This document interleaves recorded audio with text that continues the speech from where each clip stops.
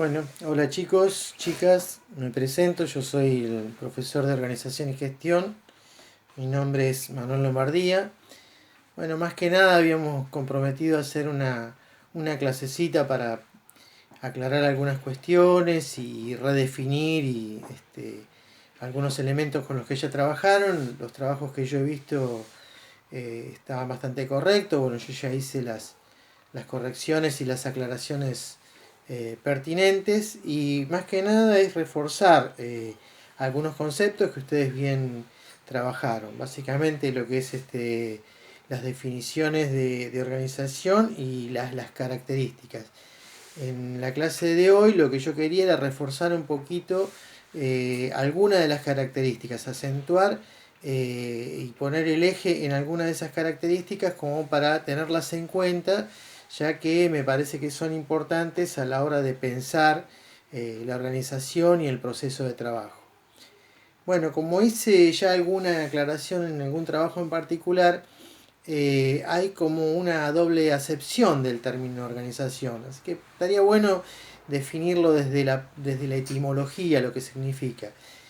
Bueno, organización está compuesta por un prefijo que podríamos decir órgano, y eso nos remite a algo estático, algo objetivo, ¿no? El pensar el órgano como una estructura fija, que nosotros podemos pensarlo en términos de institución, por traducirlo después a lo que nosotros lo vamos a aplicar. Y el sufijo ción nos da la idea de algo dinámico, ¿no? de la acción.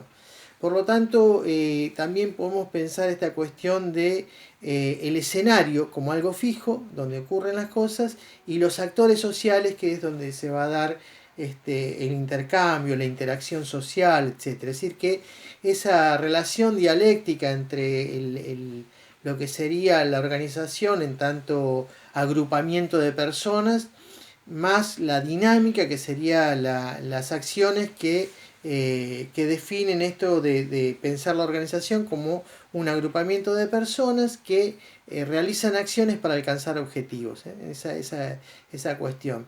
Yo creo que pensar hoy en términos de organización, con lo que vivimos cotidianamente, pensando esta situación que estamos atravesando, es interesante y es algo que lo vemos en el acervo de lo cotidiano. Por ejemplo, digo, esto que ha ocurrido en estos días respecto de cómo se organizó para que cobren los jubilados.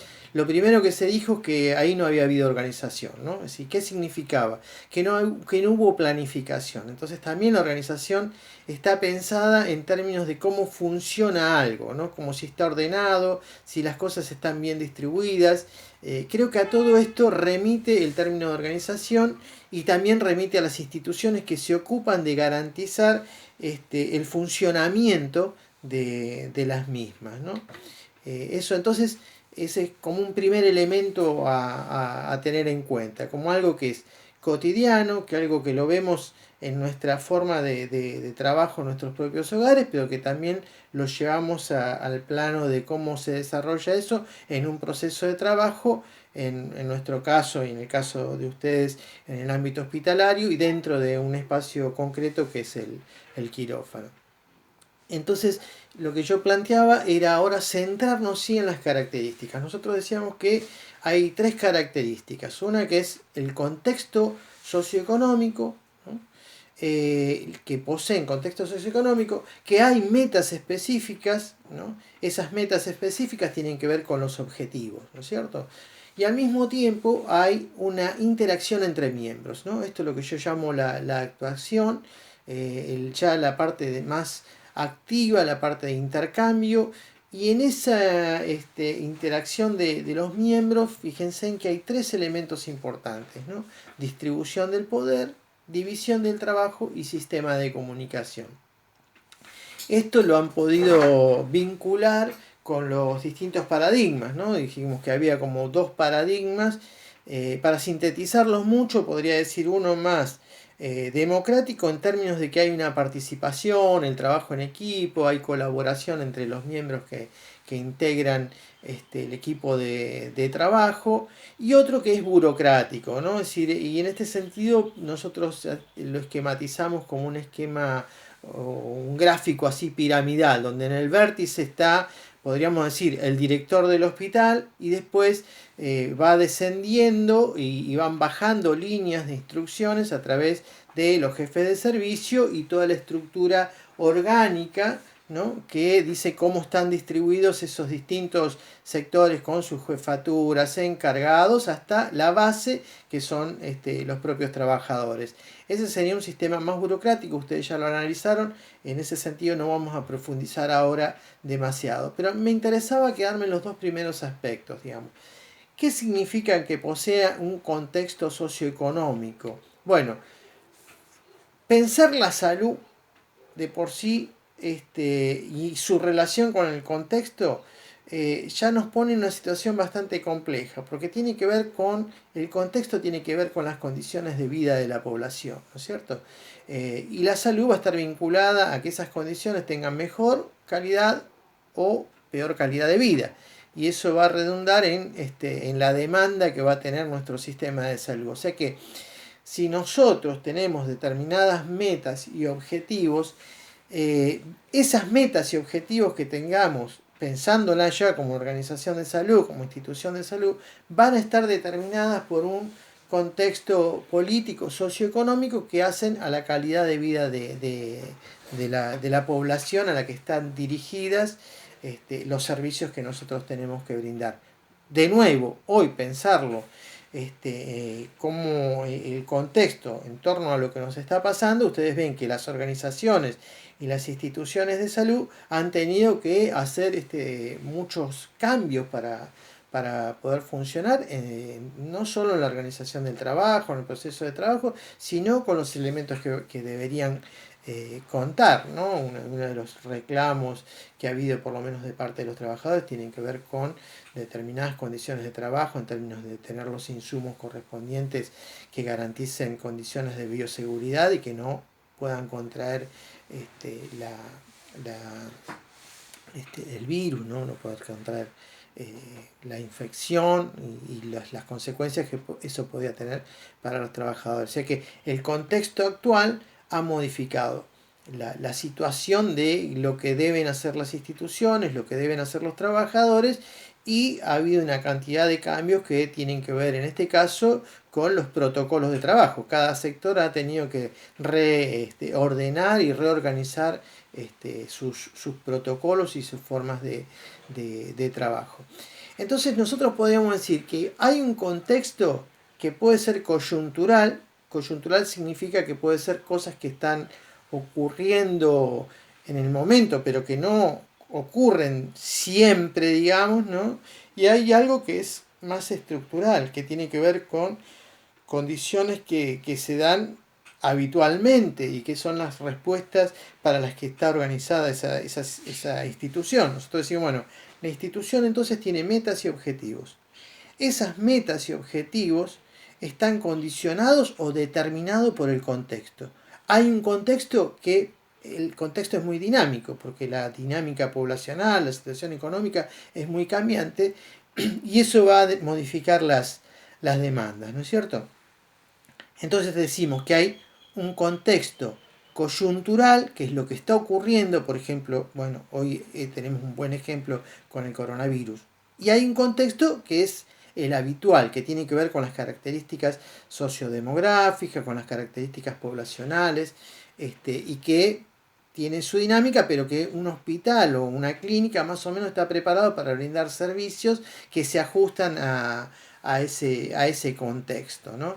Entonces hay como determinaciones que podríamos llamar estructurales, que están siempre presentes. Hay cuestiones que son coyunturales, ¿no? En el contexto nosotros hablamos de determinadas situaciones que atraviesan la clase social, el género, la edad, ¿no? Lo que ocurre en el territorio, todo lo que está efectivamente nos está atravesando en lo cotidiano y lo que nos atraviesa, digamos, de una manera no prevista como pudo haber sido esta situación. Y de eso va a depender no solo los servicios de salud, sino también las políticas de salud, las políticas sociales, es decir, las estrategias con que se va a enfrentar las situaciones que se presentan, ¿no? Es decir, nosotros tenemos políticas macroeconómicas, políticas que están vinculadas al mercado de trabajo, políticas de Estado que tratan de que esa calidad de vida sea la mejor para no que esto no impacte en el sistema de salud. Entonces, la primera observación y lo que vamos a poner cierto énfasis es a este contexto. Ahí hablamos de un contexto social, un contexto económico, un contexto político y que ese contexto tiene una dinámica. Después vamos a ver qué otro elemento se agrega al contexto, pero también tenemos que decir que hay un contexto que esto podríamos ponerlo como lo macro, lo que ocurre en general y lo que ocurre por fuera de la institución. Pero también hay un contexto micro, que tiene que ver con el contexto que rodea el ámbito propio de mi trabajo, ¿no? En ese contexto van a influir algunas cuestiones como la cultura laboral, los hábitos de trabajo, las condiciones en las que yo estoy trabajando, también tienen que ver con un contexto, pero digamos que es un contexto micro porque hacen al interior de la institución. Bueno, esto probablemente lo podamos trabajar con ejercicio. Yo les voy a pasar un PowerPoint donde se grafican o se escenifican cuestiones que tienen que ver con el contexto actual. Vamos a aprovechar esta situación que es bastante incómoda para todos nosotros, que tenemos que generar nuevos hábitos, de por sí, de poder brindar una clase de esta manera, todos estos cambios que se van produciendo y que nos modifican nuestras formas de organizarnos y también nuestros procesos de trabajo. Bueno, ahí ustedes van a ver en el Power algunas significaciones que tienen que ver con la alteración de nuestra vida cotidiana y el impacto que tiene esto en el sistema de salud, en sus instituciones, cómo se han modificado las respuestas, ¿no? Es decir, que ese cambio de hábito, poder traducirlo en qué tipo de respuestas ahora, ¿no? Qué metas y objetivos se plantean como estrategias en el caso de la salud. Entonces, insisto con esto, nosotros decimos que hay un contexto, ¿no? Que las organizaciones tienen un contexto, que al mismo tiempo poseen metas y objetivos, ¿no? Que se traducen en estrategias, que se traducen en planificaciones para ordenar el proceso de trabajo, ¿no? Entonces, insistimos que el contexto de salud está determinado por ciertos factores, podríamos llamar factores de riesgo, digamos, y fíjense en que ahora se pone muy el acento en algunos, digamos, sectores de la población que se considera que tienen mayor factor de riesgo que otros, por la edad, por la situación de salud en particular. Esto también lo vamos a tomar como consideración a la hora de poder evaluar en el trabajo que vamos a ir haciendo respecto de qué cosas cambian del contexto. Bueno, yo les decía que había un elemento que para mí es muy importante, que tiene que ver con ese contexto, ¿no?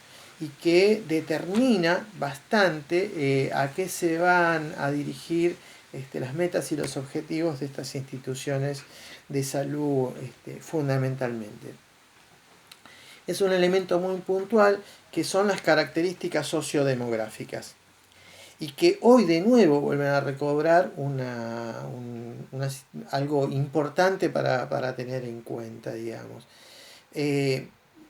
Ustedes lo van a ver bien esto en el Power que yo les voy a mandar, pero para pensarlo, digamos, ahora, hay tres gráficos o tres maneras de graficar cómo se distribuye la población en términos de sexo, edad y qué nos indican esas pirámides poblacionales. Podríamos decir esto, básicamente, que hay como tres formas, tres esquemas, tres gráficos. Uno, que podemos decir una forma triangular, un triángulo equilátero, digamos, con una base ancha y un vértice agudo, ¿no? ¿Qué va a representar esto? La base va a representar los nacimientos. Por lo tanto, yo voy a tener ahí una posibilidad de ver un indicador de natalidad. Cuando esa base es ancha, significa que hay muchos nacimientos. Y en la medida que se va angostando, lo que me va a representar, en ese triángulo, digamos, lo que me va a ir representando es cómo se se van muriendo en realidad esas personas, digamos, ¿no? El vértice angosto es la última edad que llegan y en general esa representación más triangular de base ancha y de un vértice agudo expresa poblaciones propias, donde hay un alto índice de natalidad y al mismo tiempo una mortalidad, ¿no? En edad, pongamos un promedio entre 68, 70, 75 años, o sea que todavía podríamos decir que es gente joven la que se muere, digamos, y son pocos los que llegan a viejos, digamos. Si uno tuviera que pensar que todos esos, yo voy graficando los nacimientos, ¿no es cierto?, en ese esquema, y esto se mantiene inalterable, lo que voy a tener es un rectángulo, digamos. Todos los que nacen llegan a una edad avanzada y no se mueren, entonces tendría un rectángulo. Ese gráfico nunca se modificaría. Ese tipo de gráfico expresa poblaciones jóvenes. En general, cuando uno grafica en Latinoamérica, en países subdesarrollados, o cuando grafica regiones pobres, va a haber ese tipo de pirámide, donde hay una alta natalidad y una mortalidad alta joven. Y se llama ese tipo de poblaciones jóvenes. Bueno, ¿por qué es importante? Porque la organización, la institución, en este caso una institución de salud, va a tener que dar respuestas a ese tipo de población, ¿no? A ese tipo de población. Es decir, bueno, no sé, pondrá el acento en organizar más maternidades, sectores de pediatría, cirugía infantil, respuestas a una población que va a demandar que tiene esas características. Después tenemos otro tipo de pirámides. Yo insisto lo del Power porque esto se va a ver un poquito más claro en esas imágenes. Van a ver un segundo esquema donde tiene más irregularidades, digamos, ¿no? Esas irregularidades a veces muestran, por ejemplo, lo que nos está pasando ahora, una situación de epidemia donde hay una mayor mortalidad y donde de determinada edad o incluso determinado sexo. Se supone que en el caso de coronavirus afecta más a los hombres de edad avanzada, entonces ahí va a aparecer como que esa barra que debería ir ahí está, digamos, hacia adentro, ¿no? Si ya no, porque expresa ese diente que vamos a ver o esa disminución, va a expresar también la mortalidad de ese sector, ¿no? Y puede ser irregular, o sea, ya no hay tanta mortalidad joven, entonces hay mucha gente que llega a edad avanzada. Pero hay otra, digamos, para contraponer, digamos, que tiene una imagen más rectangular, como este ejemplo que yo les decía al principio. Si la gente vive, digamos, hasta determinada edad, supongamos 80, 90 años, la mayoría de los que nacen llegan a esa edad, el esquema de la pirámide va a ser bastante rectangular, digamos, ¿no? O también expresa la dinámica poblacional los sectores inmigrantes, que son distintas edades que se van agregando, y entonces van a ver que la base no es tan ancha, pero que en el medio se ensancha. Eso quiere decir que hay un proceso migratorio, que han llegado a los 20, 30 años, entonces vamos a tener más población de 20, 30 años, y en ese espacio, digamos, en esa barra, van a ver que se ensancha.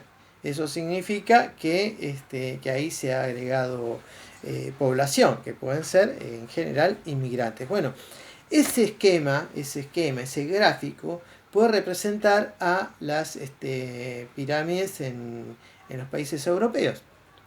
Y nosotros ahí decimos que hay envejecimiento poblacional. Y es importante, y ahora cobró cierta relevancia, porque fíjense que las respuestas que hay que dar, las estrategias, están enfocadas a eso, y si el impacto que ha generado, por ejemplo, el coronavirus ha sido mayor en los países de Europa, y eso también responde a que son lugares que tienen envejecimiento poblacional, y ustedes van a ver el ensanchamiento muchas veces que hay en ese sector medio, porque también son países que reciben mucha migración. Bueno, acá hay mucha tela para cortar, la tasa de dependencia, una cantidad de tasas que expresan situaciones económicas, sociales, etc.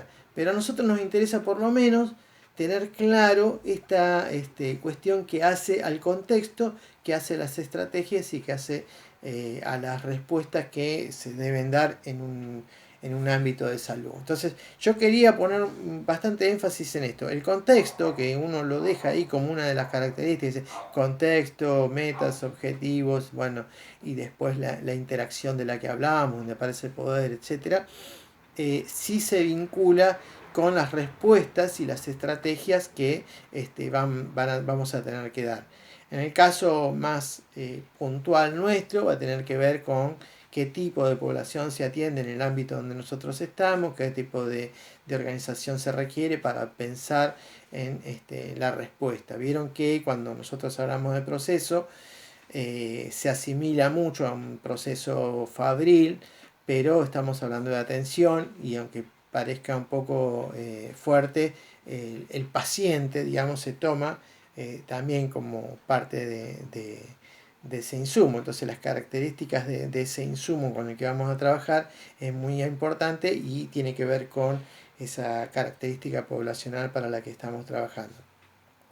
En los gráficos que ustedes van a ver en el Power que yo les voy a enviar, aparece una proyección, ¿no? Una proyección futura de la población, donde se ve una población joven, cómo va a evolucionar teóricamente. Acá está la evolución a 2005 y la evolución a 2050, donde supuestamente va a haber mejores condiciones, y por lo tanto la pirámide poblacional va a cambiar, ¿no?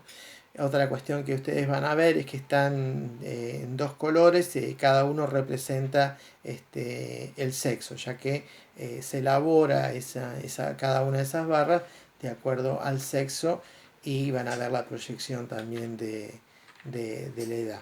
Bueno, un poco quería poner el acento en esos tres elementos. Después vamos a tratar de hablar un poquito más de este proceso. Algunos han hecho unos esquemas y gráficos bastante interesantes, pero básicamente tiene que ver con para poder describirlo y ver cómo lo vamos a organizar estos tres elementos, ¿no? Insumo, proceso y el resultado, ¿no? Es decir, ahí se mide el resultado como el producto que se obtuvo, pero también se piensa en el resultado en términos del resultado en términos de calidad.